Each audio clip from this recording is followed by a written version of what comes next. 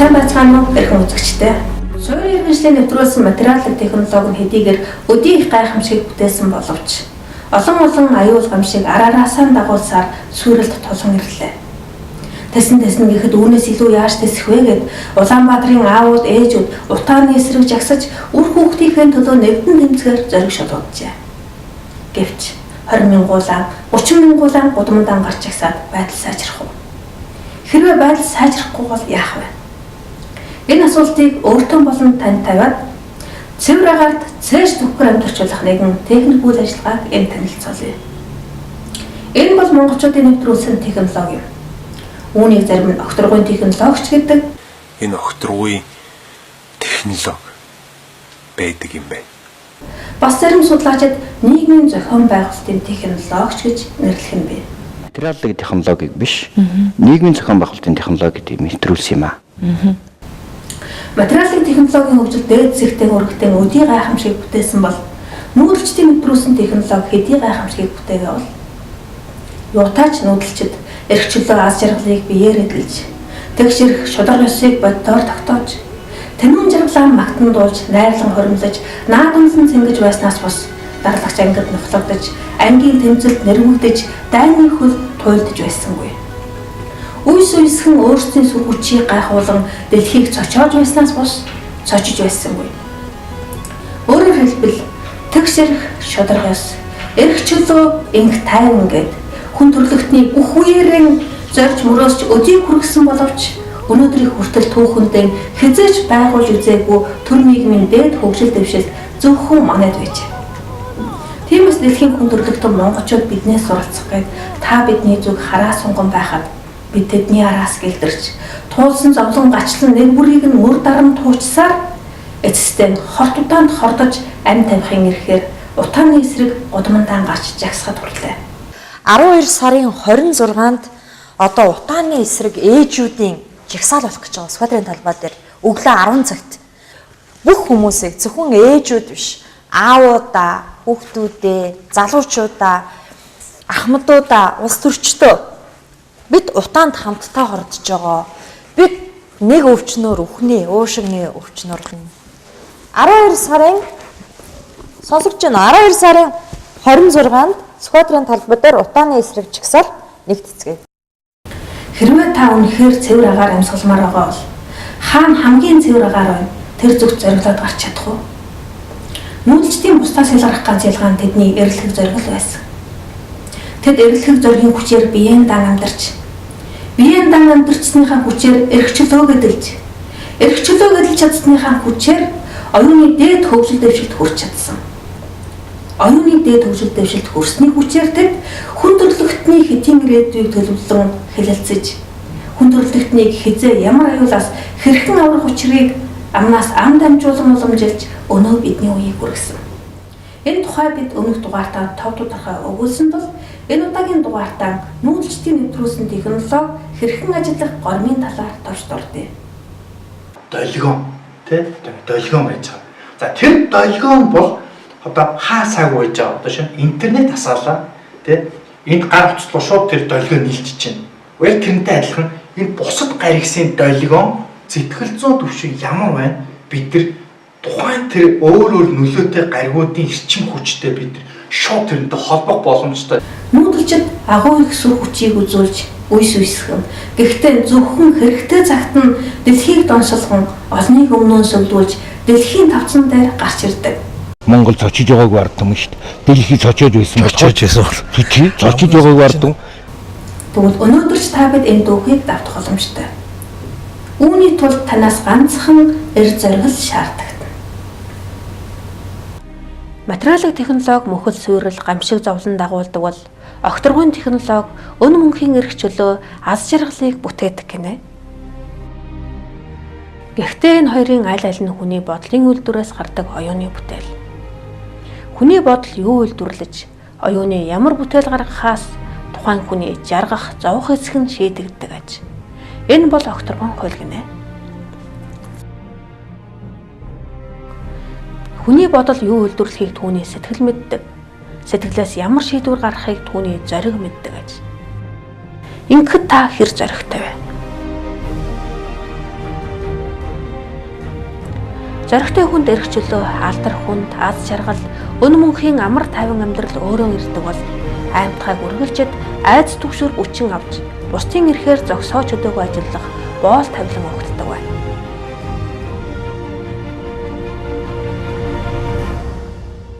Материалын технологиг хөдөлгөх хүч нь мотор нэртэй дотоод чадалтын хөдөлгүүр байдаг бол нийгмийн зохион байгуулалтын технологиг хөдөлгөх хүч нь хүний зүрх сэтгэл байдаг. Техникийн мотор газрын тосоор тэжээгдэн хөдөлдөг бол хүний зүрх сэтгэл хайраар тэжээгдэж бусдын төлөө зорьсон зоригоор сайн үйлийг хийж бүтээдэг. Үнэхээр үр хүүхэдтэй хайртай хүн бол хотын бохир агаараас хүүхдээ суглан гаргаж хаана хамгийн цэвэр агаар цэмцгэр орчин байна тэр зүгт эрсдэл бүхнийг өөрөө дагаад биеэн даан гарч чадна. Ингэж хүн бүхэн хайртай бүхнийхээ төлөө эрсдэл бүхнийг өөртөө үрхийн цагт л монголчуудын нэвтрүүлсэн нийгмийн зохион байгуулалтын технологи ажиллаж эхэлнэ гинэ.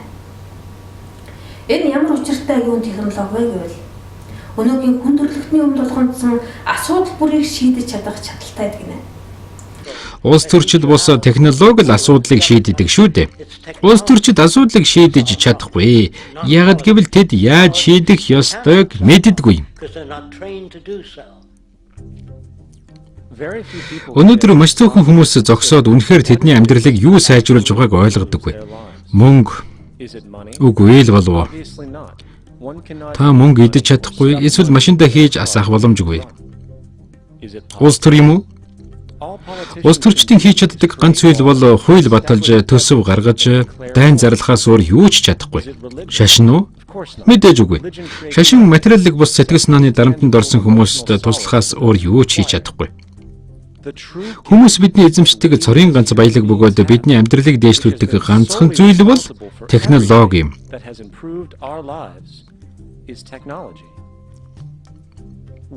Технологи гэж юу вэ? Технологи бол биднийг алхахаас илүү хурдан явах боломж олгодог. Технологи бол хараа муутай хүмүүст харах боломж олгодог нүдний шил. Технологи ашигласнаар хүний хүчин чадал нэмэгдэж, зарим нэр төрлийн ажлаас хүмүүсийг чөлөөлж, асуудлуудыг шийдэж өгнө. Тийм ээ. Ямарваа хүчин ажил хүндрэлтэй асуудлыг технологи шийддэг үед таарч байна. Тэгвэл хүн төрөлхтний өмнө тулгамдсан олон асуудлыг шийдэх чадaltaй огторгон технологи гэж юу вэ? Энэ бол бодлын эрчим хүчээр сүндэрлэн босдог оюуны бүтээл гэнэ. Энэ бол амьдрах ухааны нууц юм. Нууц. Таны талаар болог. Бүтээлч үйл ажиллагаа ингээд эхэлнэ. 3 шатад ажил. 2000 жилийн турш ажилласан тэрхүү бүтээлч ажил. Эхний шат бол ас уух. Орчлондоо тушаалааг. Орчлондоо юу хүсэж байгаагаа хэл. Тэгвэл орчлон бодолд чинь хариу өгнө. Хоёрдугаар шат бол итгэл. Бүх юм таних болчихсон гэж итэг. Хамгийн сүүлчийн 3 дугаар шат бол хүлээж авах. Step 3 and the final step in the process is to receive. Хүссэн зүйлийнхаа тухай сайнаар бодож эхэл.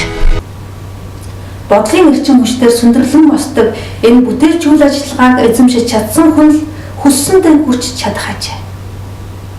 За тэгвэл бодлын эрчим хүч гэж юу вэ? Хүн хамгийн гол нь бодлоо сайн барьж, жоохон юу хүсэж байгаагаа ухаан санаандаа шингэж өгөх ёстой юм л да. Тэгэж ядвал хорвоо ертөнцийн хамгийн хүчрэг хууль болох татгүчний хуулийг хэрэгжүүлж эхэлнэ гэсэн үг. Өөрийгөө хэн гэж бодно уу? Тийм хүн болохоос гадна тэр хүсээд байгаа зүйлийг өөртөө татна гэж ойлгож болох юм. Бодол санаандаа шингээсэн зүйлийг гартаа адгана гэсэн үг. Энэ бодлого зарчмыг 3 үгээр тайлбарлаж болно л доо. Хүний бодол, биелдийн. Дахиад хэлье. Хүний бодол, биелдэг. Бодол өөрлөө чинь эргэж, шогон татаж чаддаг соромжсон тохиолдолд илгээдэг юм. Квантын физик энэ нээлтэнд анхаарлаа хандуулж эхэлж байгаа. Бодол төсөөлөлтөө өөрийн болгоогүй цагт дэлхийн ертөнцийг өөртөө авч чадахгүй гэж бид хэлдэг юм. Квант физик сая л бодлын эрчим хүч гэж байдгийг нээж илрүүллээ. Тэгвэл монголчууд энэ эрчим хүчээр оюуны бүтээл төрүүлж технологийн өндөр дээд хөгжил дэвшлийг байгуулжээ. Өвгдээч маань энэ бүгдийг мэддэг байсан байгаа байхгүй.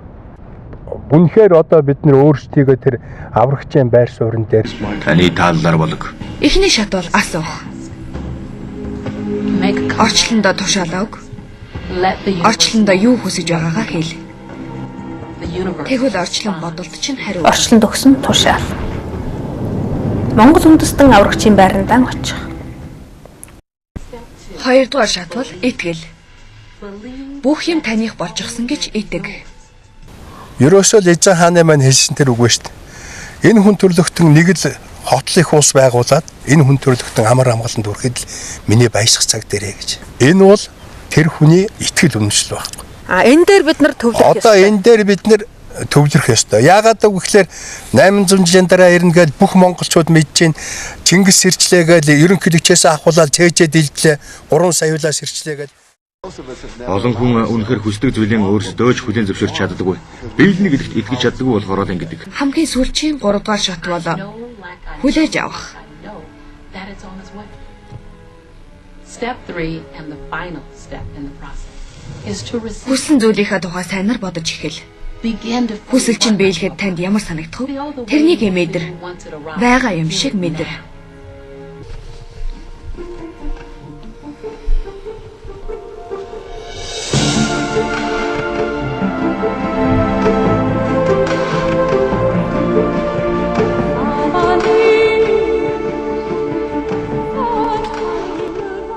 Тэд нар бол хамгийн сайн, хамгийн хүчтэйг хаана хэн бий болгож чадав?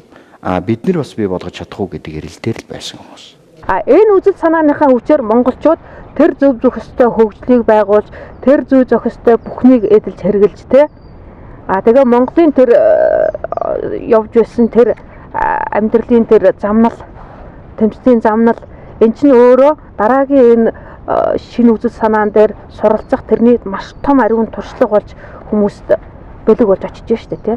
Таны тааллаар болог. Бүх дэлхий нэгдэж шинэ эрен шилжих хэрэгтэй. Бүх хүн төрлөختний сайн сайхны төлөө ажиллаж хэн нэг захирч захирагдах шаардлагагүй тийм нийгэм болно. Нийгмийн ангилал, шатлал гэж байхгүй болно. Ийм нийгэмд албан тушаалын ангилал гэж байхгүй. Учир нь албан тушаал гэж байхгүй болно. За тэгээд энэ үзэл санаагаар явах хүн яадгийн бэ гэтэл монголчуудын туулсан зам л өөрөө блэхэн туршлага. Тэндээс нь алдах юм гарвал монголчууд яаж юу тэндээс суралцаад таны тааллаар болог. Энд чинь өөрөө нөгөө таны хэлээд идэг нөгөө гэрэл зам гэдэг чинь ингэж басгасан байна шүү дээ тий. Материалын технологи ухаалаг хэрэглээг бүтээсэн бол нийгмийн зохион байгуулалтын технологи ухаалаг төрийг бүтээсэн. Ухаалаг хэрэглээ алсын удирдлагатай шиг ухаалаг төрч мөн алсын удирдлагатай. Монгол төрийн алсын удирдлага юу байв? Монголчуудын хэдийг төлөвлөсөн бүхэн хэрхэн он цагийн зөрүүгүй таарч эрен солигдох торгон зааг дээр дэлхийд онцлогсон ямар онцгой үйл явдлууд болж ирсэн тухай бид өмнөх дугаартаа нэлээд дэлгэрэнгүй хөндсөн тул энэ удаа дахин уршихыг түр орхив. Эзэн хааны маань мордөгшөө амьлуулсан болов? Яг уу Чингис хааныг бол очрон бурхны дүр гэж ярьдаг. Тэр очрон бурхнаар бол сүншгийг нь бол хийлгсэн анх ихнэл ихтэй тэр газрын мазар нэгэл бүгдээс монголчууд цацлаан өргөн сайныг өрөөж, арамнаа өргөн ном уншуулж, утгаан өгүүлэн сан тавьж, тэнгэр бурхан даан сүслэхийн учир нь тэнэг мөнхгийнх биш ажээ. Төр түмнийхэн төлөө цоглох өр зүрх нь эрэхгүй эмүүлгийг хийлгдэг ажээ. Зүрхний хүнд үйлдвэрлэгдэх хайрын эрчим хүчээр зөвхөн сайныг бодож, зөвхөн сайн сайхныг бодсон бодлын эрчим хүчээр тэнгэртэй холбогдож, бурхадтай учирч, тэнгэрлэг үйлсэн бүтээдэг ажээ. Чингис хаан гэж бол яг манай Монголын бурхан байна. Тэгээд бүх дэлхийн монголчууд бүгдээрээ Чингис хаанаа шүтэж ингэдэг байт. Одоо ерөөсөө анх удаага дэлхийд нэгхэн ширхэг байгаа ийм зураг. За энэ дээр бол ингээд тойроод бол нөгөө 9 өрлгүүд байж байгаа. Ингээд дундаа бол энэ Чингис хаан гэдэг дээрээ тэр очрваныг залтсан байж байгаа. Энэ зургийг бол бид нэр үндсэндээ өндөр гэгэний одоо 15 дугаар 116 дугаар 100-ны үед л одоо дүрсэлсэн. Тэгээд энэ зураг олсон байна. Та энд Монгол нутагт ирсэн байна. Тэр эзэн сангныг тавьж бомна яг бомна. Өгөөч гэж. За хэлээ. 호마홍 홍사반마이듬으로 원고리에 두레레는 서도도 생계하나도 도르르르 맞다랑 왜 발린 적재 맛이 살들어 맞다라 연락을 해서 자살한 느낌에 맛도 어쩌는 메시네레 네테레테베스네 안맹어디 쏟다졌니다 쏟았진 어쩌는 나의 자신이란 바람은 득도되게 일랑을야 강나를 도사시고 생내지내라 나의 외래너디 마시네 두르메뜨게 두르글리 대장가남 울지 헛통으로시 Монголчууд бодлын эрчим хүчийг хэрхэн төгс эзэмшиж технологи нь ямар өндөр дээд хөгжил дэвшилд хүрснийг баримтаар нотлон болгож батлан харуулах цаг өнөөдөр ажээ. Учир нь зөвхөн гарт баригдаж нүдэнд харагдах юмд л итгэдэг сэтгэхүйн хурдаараа биднээс асар хол зөрүүтэй материалистууд сая бодлын эрчим хүч гэж байдгийг хэд дурангараа олж харж хэлбэр өнгийг нь хэмжиж тодорхойлж боддоор хэрхэн нөлөөлөх чадварыг нь туршилтаар нотлон болголоо.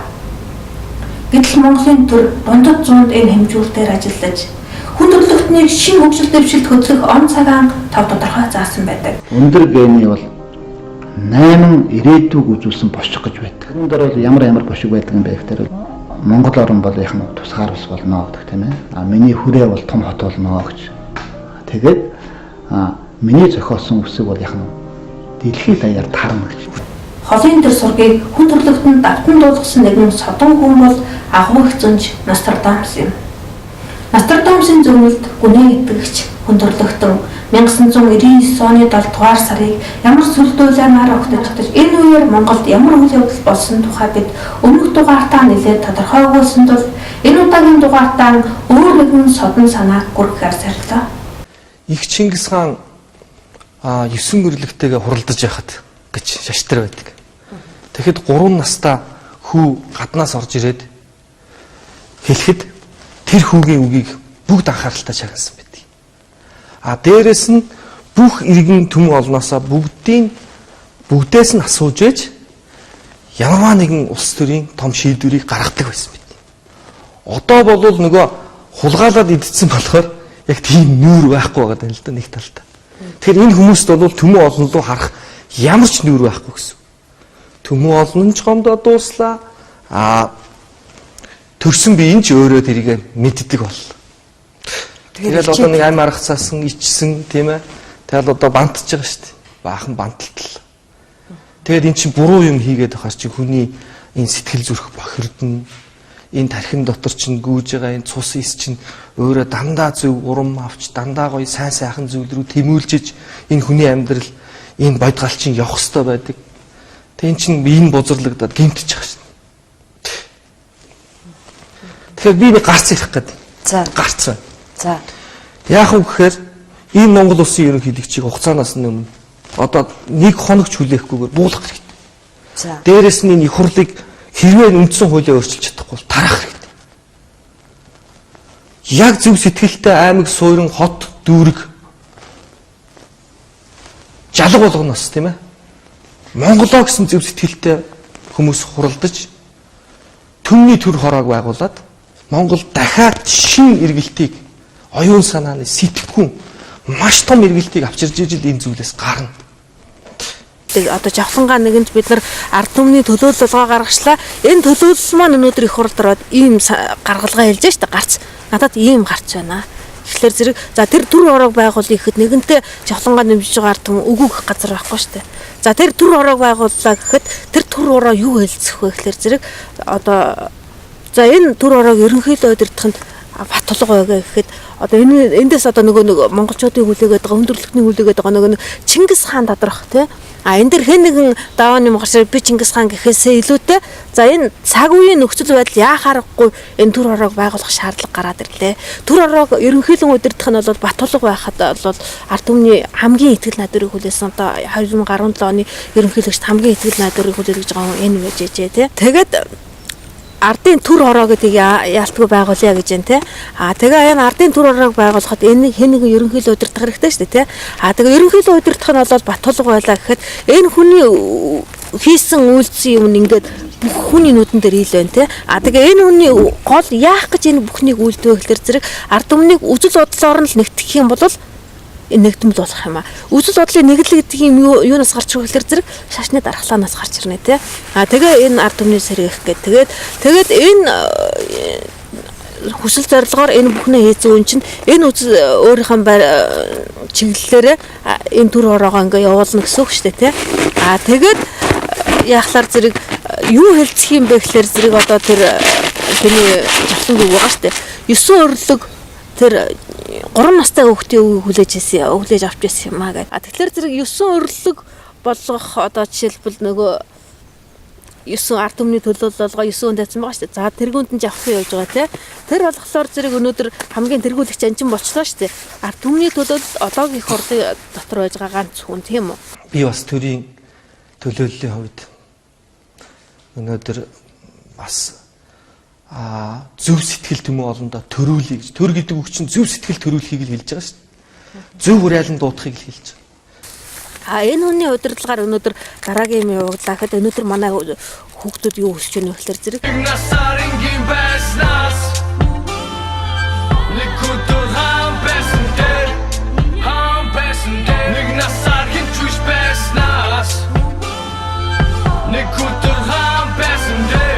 хинч байхгүй би нэг өдөрч бол хаан бай гэ тэ.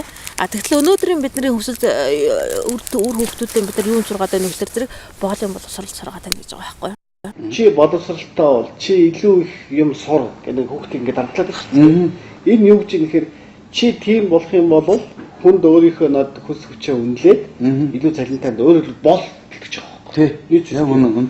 Чи ирээдүйд зарч болох учраас сайн болохын тулд бүх юмыг сор гэдэг ингээд алаад байгаа. Тэгвэл энэ хаан байх гэсэн хүсэл зорилгыг юугаар үйлүүлдэг юм бэ гэхээр зэрэг нөгөө нэг халуунц түүгээ юу те. Бид нар окторгойн технологи гэдэг юмыг тэр хүүхэд танилцуулаад байна. Окторгойн хууль гэж байдаг юм байна. Окторгойн хууль.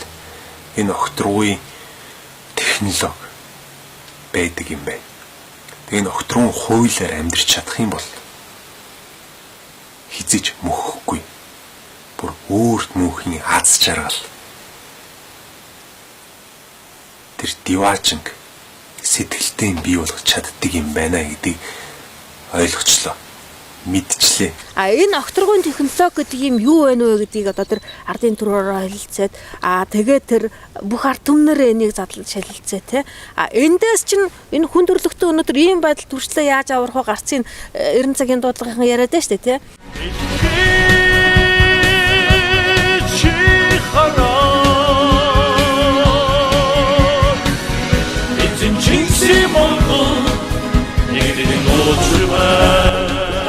Энэ тайллыг зөвхөн бид нар хийн. Тэ? Бид нар хийн. Тиймээс ч өөр хүмүүс хийхгүй.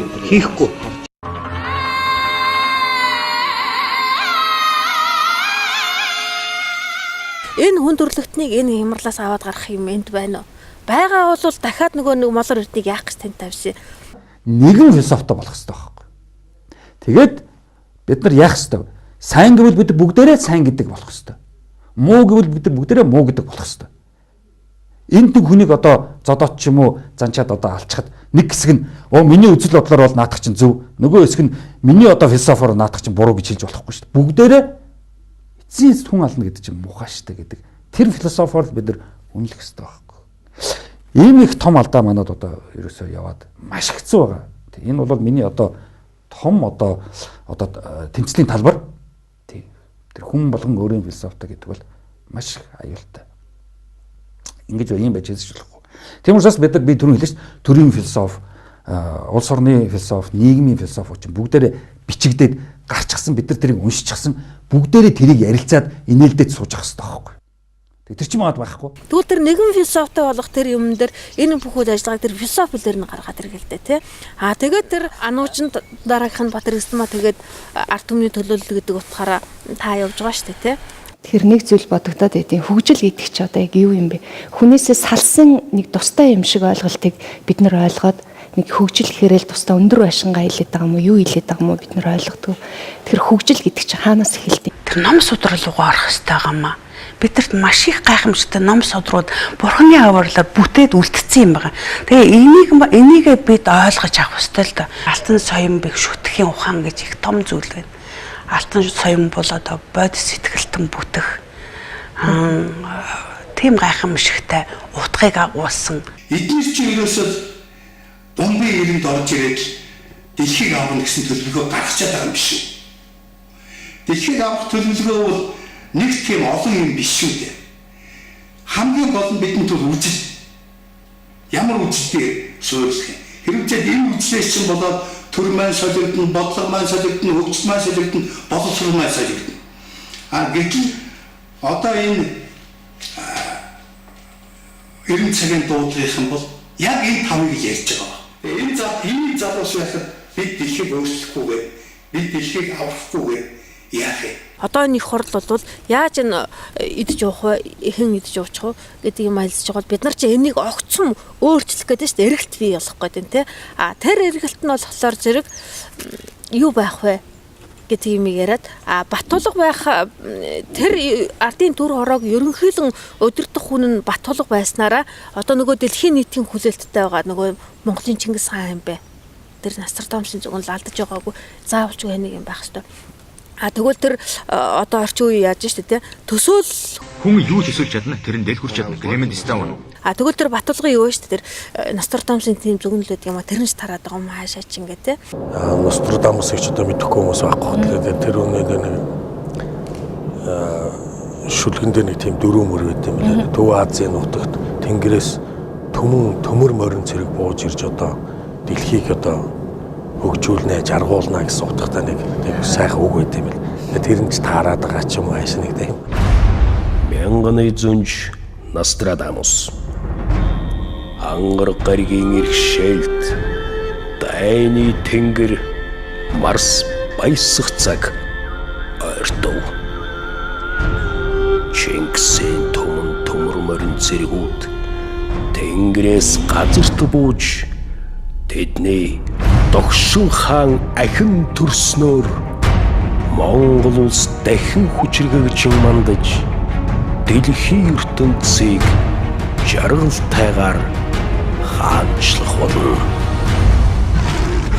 Энэ монголчуудын одоо өвгдөөд чинь ийм байсан шүү, та нар чинь ийм байсан шүү гэсэн тэнийг бахаргалыг л одоо өдөөх гэдэг шүү дээ. Одоо юмыг сэтрэх гэж агаал ухаантай юм л да. Welcome in. Гэрт нэг туслуулах хүн авахд монгол хүн ажил хийж чаддгүй шүү дээ. Тэгэхээр чи эн чинь хүний ухамсарын хувь хүний төлөвшлийн асуудал. Наадах чи олон юмар тайлбарлалтай юм да. Жишээ нь Монголд айгүй удаан дайн болоогүй тийм ээ. Эсвэл монголчууд малтай учраас үлсэж үзээгүй. Ингээл асар их том дайны дараа ялагдсны дараа эсвэл айгүй том үлсгэлэн байгалийн гамшигын дараа улсууд хөгжсөн тийм түүх харагдаад. Тэгэхээр одоо нэгэнтээ ийм дайн болголтой биш. Энэ ярианаас үзэхэд асар их дарлал мүүлжлэг, өлсгөлөн, дайн гамшигын аюулд нэрвэгдэж өлсөж туйлдсан хүмүүс идэж хоолны төлөө уралдан ажилласнаар одоогийн материалын хөгжил сүндэглэн босжээ. Хэрвээ хөгжлөөр манлайлал хийх хүмүүсээ ажилсаг болох хэрэгтэй, түүний тулд өлсгөх хэрэгтэй, өлсгөхийн тулд дайн болох хэрэгтэй. Тэгэд одоо ямар дайн болголтой биш. Ийм утгыг энэ хоёр хүний ярианаас би ойлгож чадсарлаа.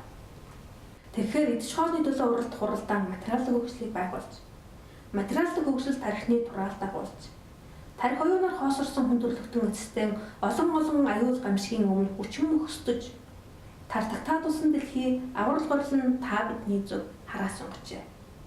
Дэлхийн материалын хөгжил чинээндээ тулж, азууны давхрах цоорч, агаар ус бохирдон, бетонын жүнгэл газар дэлхийг эзлэн, өөрчлөгдөж болохоороо өөрчлөгдөн, дартагтаа тулсан дэлхий бидний зүг хараа сунглаа. Дэлхийн над руу харсан харц намайг өөр рүүгээ харахад хүрлээ. Одоо яах вэ? Бүрнүүд аль самыг сонгох вэ? Бүргүй агуу төг. Хүн шавх бүхэл зүгтж амьдрах, эрсдэс уур амьсгал. Хүний хүл хүрээгүй онгон дагшин байгаль бүгдийг тайлагч шинжлэх ухаанд үл гүйцэтгэх нууцлаг эрчим хүч, оюун санаа, ухамсарал энд байна. Монгол хүний ажилтсаг болгож бусдын адил хөгжиж идэл асар их өсөлдөн аюул гамшиг дайн дэсний дараа л улсууд хөгжсөн түүх харагдаад байдаг. Тэгэд одоо ямар дайн болгостой биш. Тэгэхээр бусдын дуусын гашлан замаар заавал явах уу? Эсвэл тактиктай дуусан дэлхийг аварна гэд өөр рүүгээ харах уу?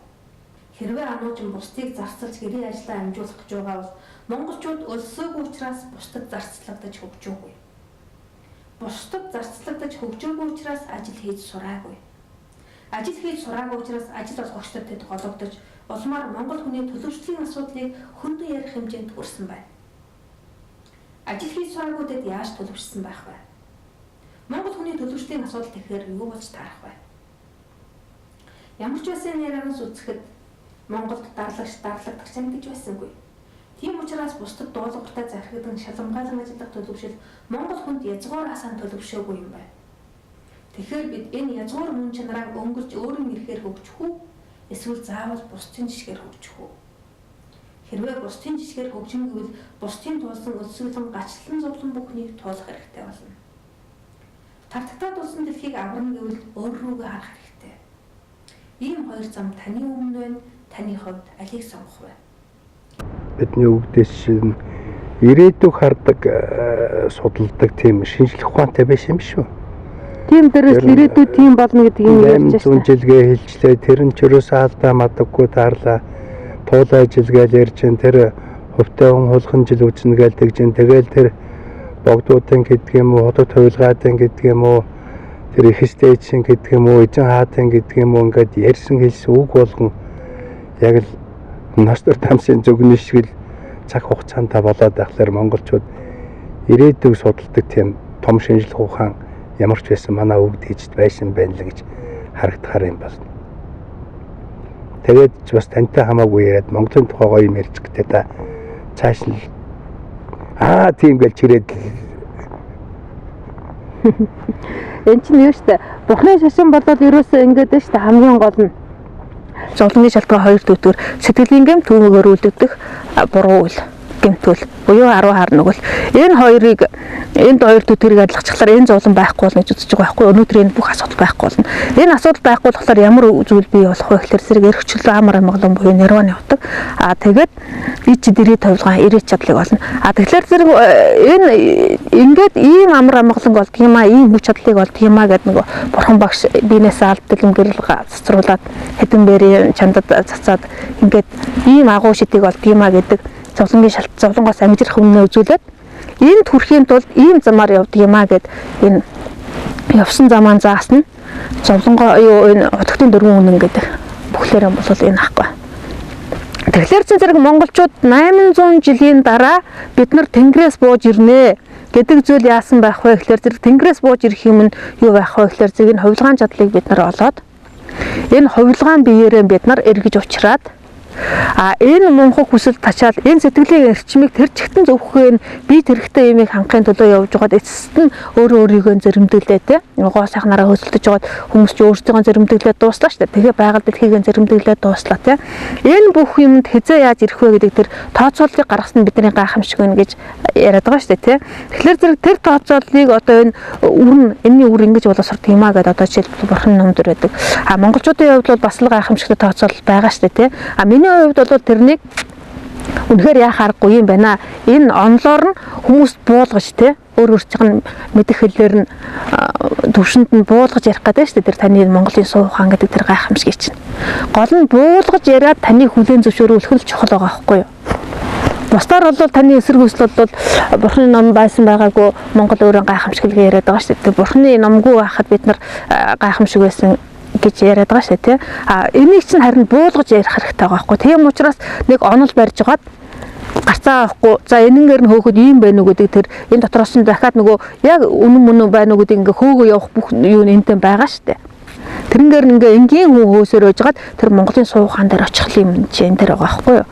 боловсрал мэдлэг боловсролын дагуу ингэж системтэйгээр ингэж энэс энэ ингэж ахис тавьшиж гар сурсаар байж гад эзэн богд Чингис хааны хэмжээнд нийт хүндрэлтнийг аваачих юм байгаа байхгүй юу.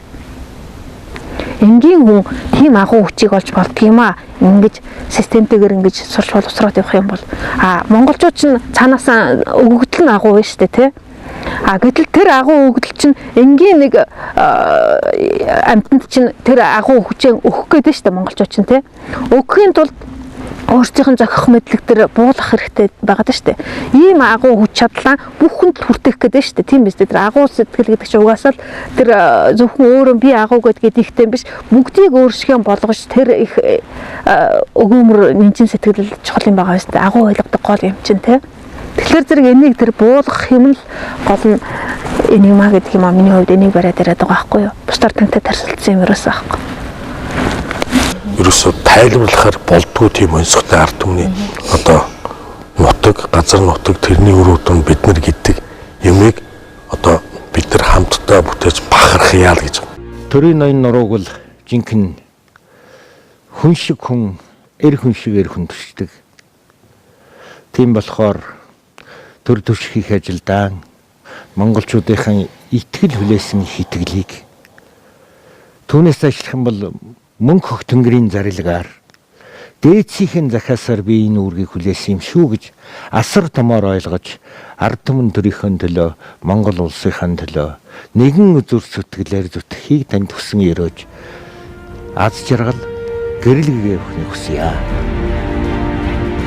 Эрийн химэр сэргээсэн шилийн богд сонсож ба эр зөргөн гайхуулсан халахын ирчүүд дуулж ба арслантай тамганы чин дардас хатвас цусаран бидтэй алтан сонгочин хазаавас ясаран би тулж босхой төрийн сүл өшөө